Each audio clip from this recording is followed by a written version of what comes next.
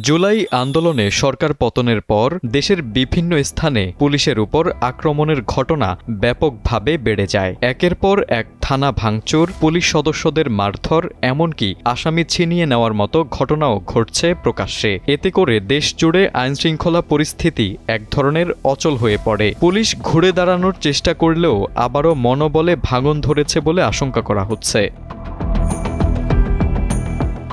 বিশ্লেষকরা বলছেন, কিছু স্বার্থান্বেষী মহল পুলিশের দুর্বলতার সুযোগ নিচ্ছে। সামনে জাতীয় নির্বাচন, আর এর আগেই পুলিশের উপর জনতার আক্রমণ বৃদ্ধি পাচ্ছে। থানা ঘেরাও, সড়ক অবরোধ, পুলিশের উপর হামলার মাধ্যমে একটা ভয়ঙ্কর বার্তা দেওয়া হচ্ছে। আইন হাতে তুলে নেওয়া এখন যেন সাধারণ ব্যাপার। আইন প্রয়োগ করতে গিয়ে পুলিশ সদস্যদের বারবার বাধার মুখে পড়তে হচ্ছে। এতে করে তাদের মনোবল আরও দুর্বল হয়ে পড়ছে।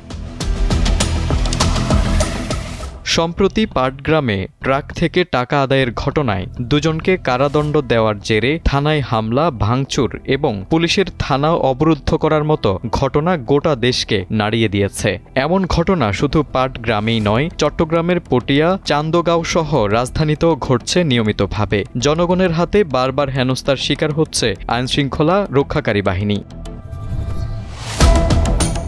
পুলিশের দায়িত্বে থাকা কর্মকর্তারা বলছেন, দায়িত্ব পালনের সময় তারা এখন ভয় আর আতঙ্কে থাকেন। কেউ যদি রাজনৈতিকভাবে প্রভাবশালী হয় তাহলে তার বিরুদ্ধে ব্যবস্থা নিতে গেলে নানা সমস্যার মুখে পড়তে হয়। তারা বলছেন, আসামি ধরতে গেলে হুমকি, ধমকি, হামলা, এমনকি ছিনতাইয়ের মতো ঘটনাও ঘটছে। পুলিশের শীর্ষ কর্মকর্তারা বলছেন, জুলাই আন্দোলনের সময় থেকেই পুলিশ অনেক চাপের মধ্যে দিয়ে গেছে। এরপর কিছুটা ঘুরে দাঁড়ালেও আবারও হামলার শিকার হচ্ছে তারা। পুলিশ সদর দফতরের অতিরিক্ত আইজিপি খন্দকার রফিকুল ইসলাম সময়ের আলোকে বলেন, প্রতিটি ঘটনায় মামলা হয়েছে, আইনের আওতায় আনা হচ্ছে দোষীদের। ভবিষ্যতে আর কেউ আইন হাতে তুলে নেওয়ার মতো ঘটনা ঘটাতে সাহস পাবে না বলে আশা করেন তিনি।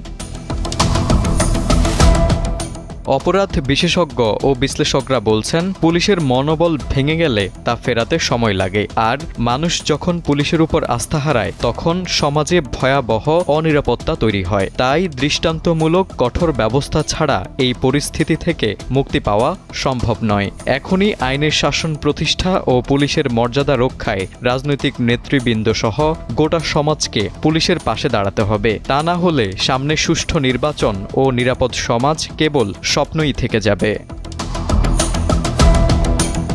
তারেক আজিজ, সময়ের আলো।